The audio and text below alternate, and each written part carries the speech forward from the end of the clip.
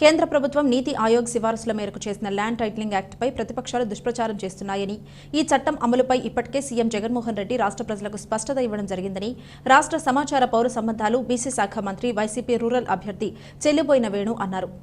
స్థానిక ఏవీ అప్పారావు రోడ్డులో ఉన్న మంత్రి వేణు క్యాంపు కార్యాలయం వద్ద ఆదివారం జరిగిన సమావేశంలో మాట్లాడుతూ ఈ నెల 6వ తేదీన రాజమహేంద్రవరంలో జరిగే ప్రధాని నరేంద్ర మోడీ సభలో ల్యాండ్ టైటిలింగ్ యాక్ట్ను రద్దు చేస్తామని టీడీపీ అధినేత నారా చంద్రబాబు నాయుడు ప్రకటించగలరా అని సవాల్ విసిరారు.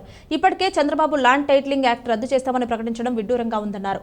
గతంలో కూడా తన పరిధిలోని కాపు రిజర్వేషన్లను అమలు చేస్తామని, కాపులను బీసీలో చేర్చుతామని ప్రగల్భాలు పలికి ప్రజల్లో అశాంతికి, శాంతి భద్రతల సమస్యకు కారణమయ్యారని విమర్శించారు.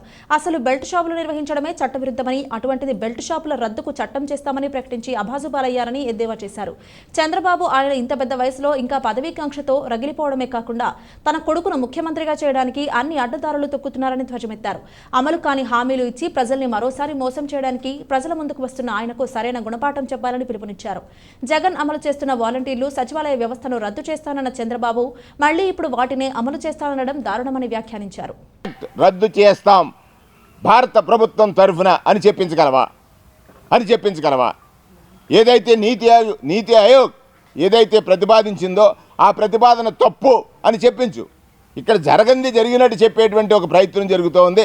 ఒక్కటి, ఈ రాష్ట్ర ప్రజల్ని మరొకసారి మోసగించడానికి తన అబద్ధాల పుట్టను తీసి రోజు మాట్లాడుతున్నటువంటి పరిస్థితులు చూసాం. ఇంకొక విషయం నేను మీకు చెప్పాలి. ల్యాండ్ టైటిలింగ్ యాక్ట్ కాకుండా ఇవాళ వాలంటీర్ వ్యవస్థ గురించి మాట్లాడుతున్నాడు. వాలంటీర్స్ గురించి మాట్లాడే నైతిక హక్కు చంద్రబాబుకు ఉందా? వాలంటీర్ వ్యవస్థను తీసుకొచ్చినప్పుడు ఏమన్నాడు? వాళ్ళు భర్తలు లేని టైంలో ఇంటికి వెళ్తారన్నాడు. అసలు వాలంటీర్ వ్యవస్థ ఎందుకన్నాడు? ఈ సెక్రటేరియట్ వ్యవస్థను ఎత్తేస్తారన్నటువంటి వాళ్ళ శాసనసభ్యులు అంటున్నారు. సెక్రటేరియట్ వ్యవస్థ చట్టబద్ధత లేదంటున్నారు. వాలంటీర్ వ్యవస్థ మళ్ళీ నేను 10,000 ఇస్తానంటున్నాడు. దేన్ని నమ్మాలి మనం? నీ మాటల్లో స్పష్టత ఎక్కడుంది?